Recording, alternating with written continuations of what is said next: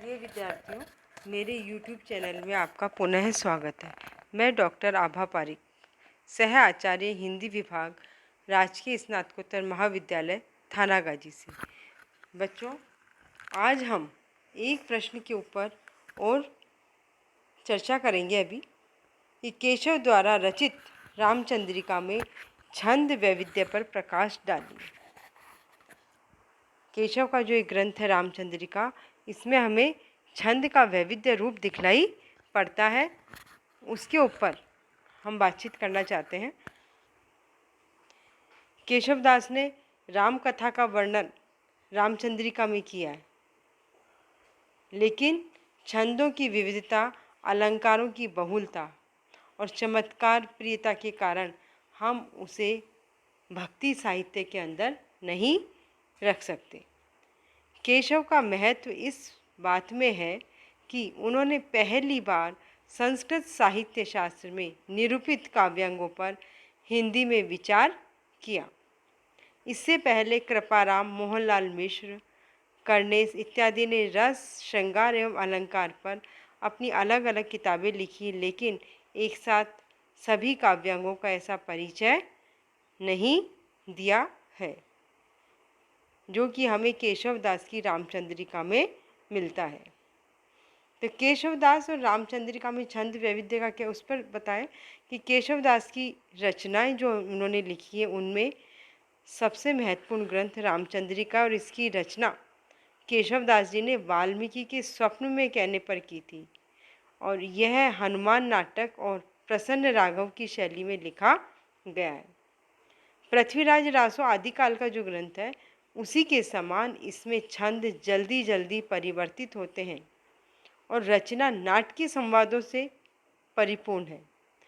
केशव की जो संवाद की जो कला है वो विशेष महत्वपूर्ण है, उसमें उन्हें विशेष सफलता मिली संवादों में, और एक ही पंक्ति में पात्रों के बीच प्रश्नोत्तर करा देने की शैली में कवि केशवदास जी बहुत ही निपुण हैं। रामचंद्रिका का जो विशेष महत्व छंद वैचित्र्य के कारण है। रामचंद्रिका में छंद वैविध्यता किस प्रकार से दिखाई देती है? देखिए, केशवदास की रामचंद्रिका में छंद वैविध्य हमें मिलता है। अपने पांडित्य प्रदर्शन के उद्देश्य से कवि ने इसमें बहुत सारे छंदों का प्रयोग किया।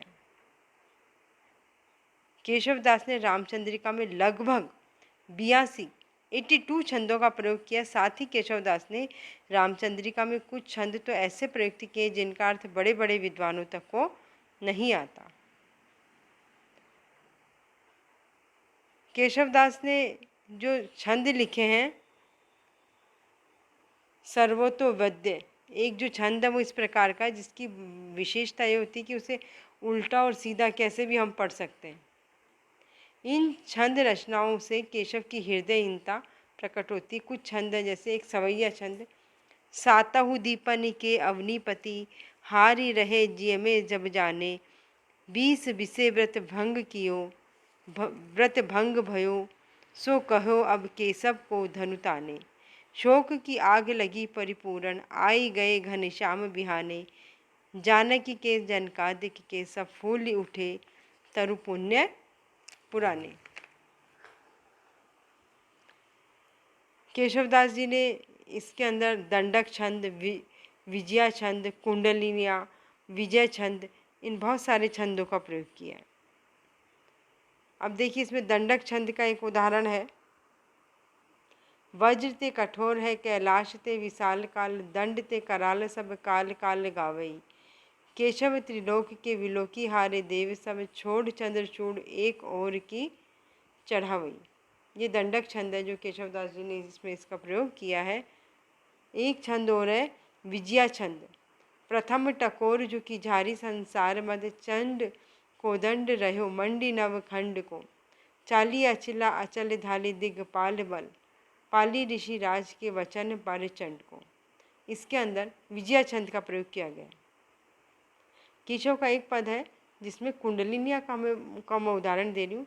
टूटे टूटन हार तरु, वायु ही दोजत दोष, त्यों अब हर के धनुक को हम पर कीजत रोष, हम पर कीजत रोष, काल गति जानी न जाई, होनहार है रहे मिटे, मेटी न मिटाई। होनहार है रहे मोह मद को, मोह मद सबको छूटे। होई तिनका वज्र वज्र, तिनका है टूटे। इसमें कुंडलिनिया का प्रयोग किया गया है। एक और मुझे मिलता है कि विजय छंद, केशव है राज को अंश, हलाहल कोरन खाई लियो रे। तालगी मेद मही पनी को, घृति घोर दियो न सिरानो हियरे। अभी जो ये मैंने बातचीत करी कि केशव के उसमें वैसे तो उसको रामचंद्रिका में जिन छंदों का अजायब घर ही उसके अंदर कह दिया जाता है और लगभग 82 छंदों का प्रयोग किया। और कुछ छंदों के मैंने इसमें उदाहरण दिए कि छंद वैविध्य का इन्होंने किस प्रकार से इसमें रामचंद्रिका में प्रयोग किया है। तो इनकी जो ये रचना है और जिन छंदों का इसमें प्रयोग किया है इस शैली में वो काफ़ी निपुण है और उनका छंद वैचित्र्य है वो विशेष महत्वपूर्ण है, जिसके बारे में हमने चर्चा करी है। तो विद्यार्थियों, मैं केशवदास और रामचंद्रिका में जो छंद वैविध्य है उसके ऊपर अभी हमने अति संक्षिप्त में बातचीत करी है। और ये जो जिन छंदों का मैंने उल्लेख किया है कि इसमें सवैया छंद है, कुंडलिनियाँ है, विजया छंद है, ये छंद कैसे पहचाने जाते हैं, इनकी क्या परिभाषा होती है, इसके ऊपर मैं बाद में चर्चा करूँगी। अभी इतना ही। धन्यवाद।